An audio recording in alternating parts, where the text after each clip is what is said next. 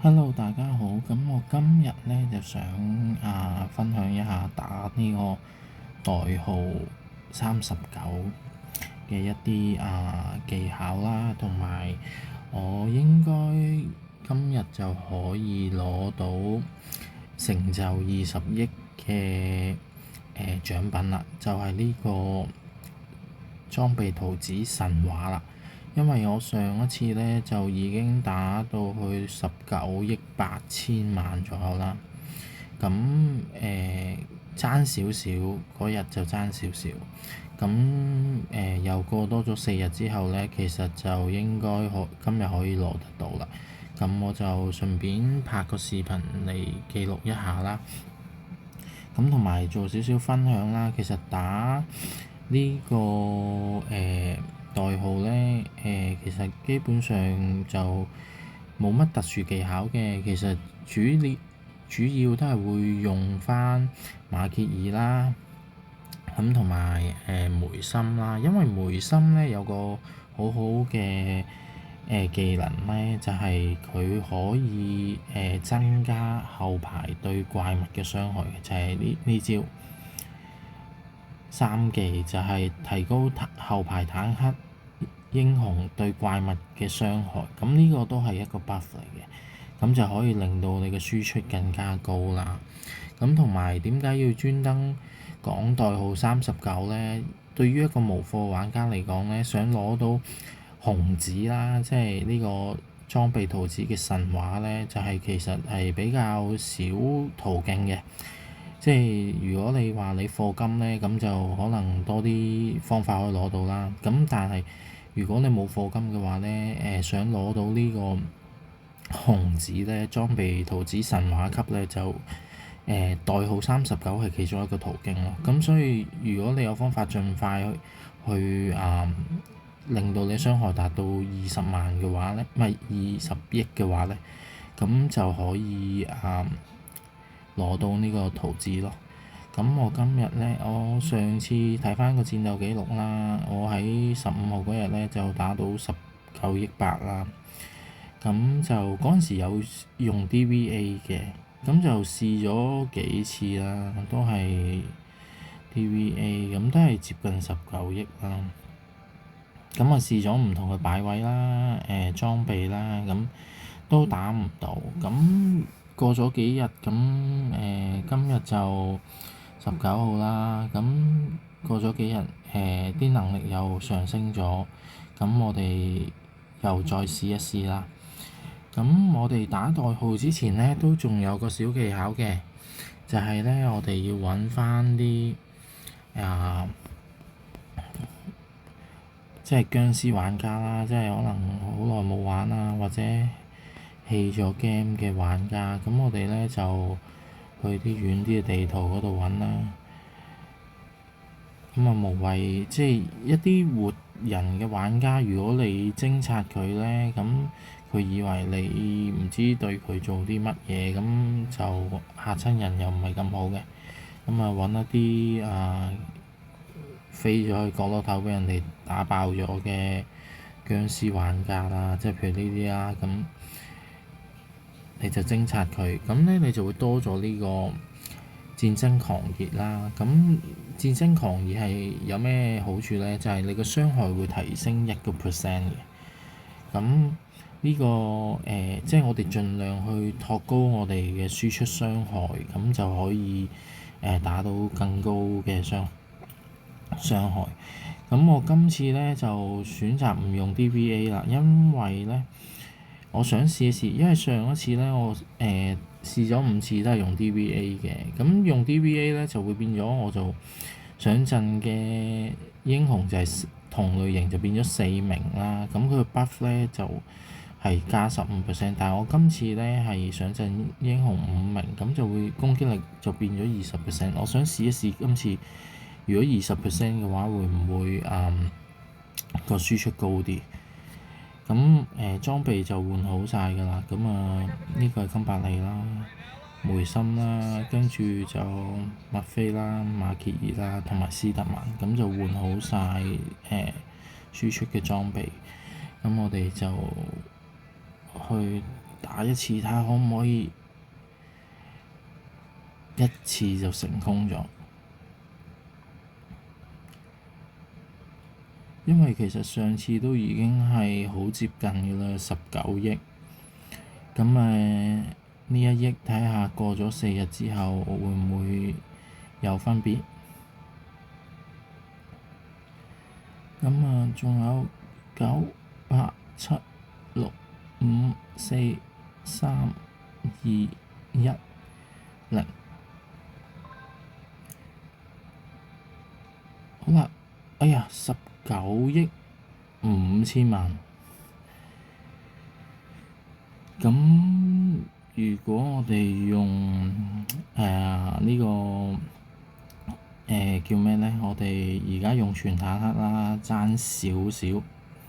咁呢，我就試下用翻 DVA 會唔會好啲？因為點解打呢個代號39用 DVA 會好啲呢？因為 DVA 係飛機英雄嘛。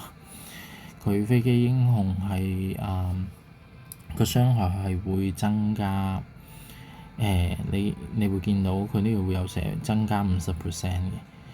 咁其實佢點解會增加50%？就係因為佢對面係坦克嚟嘅，咁所以飛機英雄會增加50%。咁我試下將DVA 換咗，希望啦可以有機會輸出高啲啦。如果用 DVA 嘅話，咁我哋再試多一次。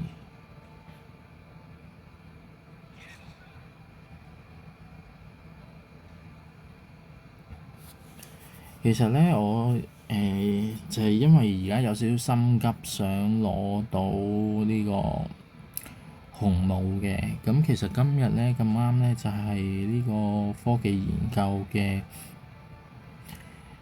星期3嚟嘅。其實呢，如果等晏啲呢，升埋科技呢，先再去打呢，咁個機會會再大啲，因為始終升咗科技呢就會輸出會再高啲。哎呀，仲係19億7，都係爭少少啊！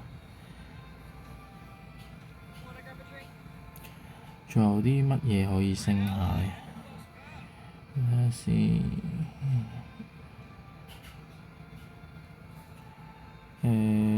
武器可以升下嘅，但係嗰個武器我專登留咗係升呢個。咁我哋再試最後一次啦。如果都係唔得嘅話，咁我就留翻2次啦。就係今日打埋唔係升埋科技之後再試啦。咁睇下今晚晏啲得唔得？今日就其實今日係玩咗第205日啦。咁200天左右攞到，其實都合理嘅，我覺得。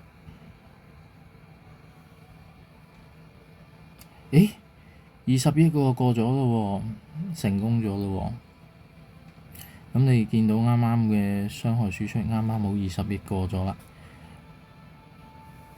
咁呢，我哋可以領取喎，佢嗰度未刷新。咁我哋成就20億過咗啦，咁我哋就可以攞到呢個20億嘅獎勵啦。咁我哋攞到呢個獎勵之後呢，我哋就可以即刻升咗金百利，因為我專登留咗強化石，所以頭先我都考慮緊會唔會要再升下強化石啦。咁呢，呢個就譬如我哋金百利嗰支磁軌炮即係佢支槍啦。我哋通常就話佢支槍啦。咁我就已經升爆咗係4星㗎啦。咁呢就係爭一個紅帽啦。咁呢就係爭呢個圖紙啦。呢度10張圖紙啱啱攞到，咁所以咧我哋而家就可以升級佢啦。升級完之後，你會見到啦，暴擊最主要就係暴擊升咗1%啦，因為暴擊係好用噶啦。咁啊，攻擊力會升啦，呢度都會增升攻擊力啦。咁同埋咧最主要就係加咗呢個技能。呢個技能係咩咧？就係話克制傷害提升咧10%，即係話譬如如果我哋導彈佢呢個英雄係唔係呢個英雄係坦克，譬如金伯利係坦克，咁如果佢撞到對面係導彈嘅話咧，就會個傷害會加成10%，係非常之可觀嘅傷害提升嚟嘅。咁所以咧，我哋如果有咗紅帽之後咧，譬如克制性嗰個關係咧就會再強化咯，即係譬如本身坦克打導彈已經係20% up 㗎啦，即係會增加個傷害係20% 㗎啦。咁但係而家再加埋呢支紅帽就變再加10%就即係30%，咁其實就係非常之克制㗎啦，即係對於呢個克制關係嗰個英雄嗰個坦克啊、飛機啊、導彈啊，即係3個互相克制嗰個關係就會更加犀利咯。咁我哋今日咧就係攞到呢個紅帽啦，即係無貨第一個紅帽。咁就係啦，我頭先都講過啦，咁就玩咗200幾日啦，205日，咁就大概200幾日啦。因為佢呢個係講你連續登入啫嘛，就唔係講話真正你由你開咗呢隻 game 整咗呢個帳號之後幾多日。咁但係因為我之前開咗呢隻 game 頭嗰1個禮拜都唔係點玩佢嘅。